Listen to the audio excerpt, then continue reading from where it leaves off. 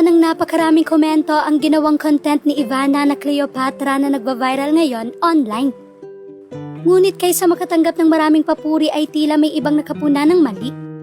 Nauuso na naman ngayon sa TikTok ang Cleopatra Makeup Challenge.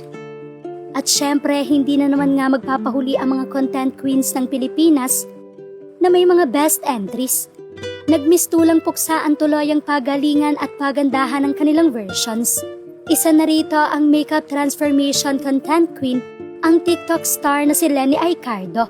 Mayroon na nga ngayong 68.7 million views ang kanyang Cleopatra Challenge.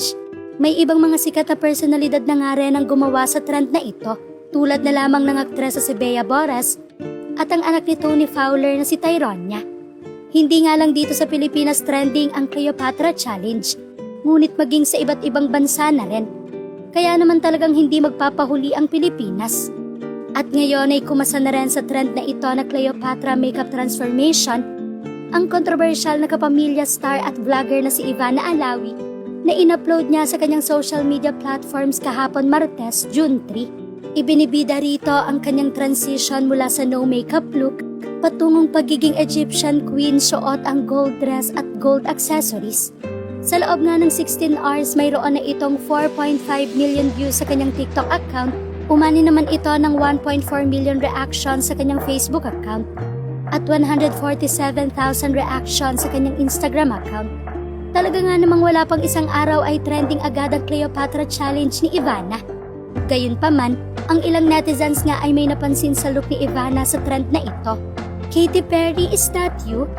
Parang si Selena Gomez ka dyan. Katy Perry, she looks like Jessie J.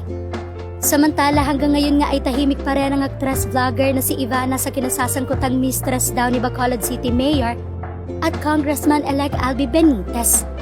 Sa kabila nga nito ay talagang hindi nagpatinag si Ivana.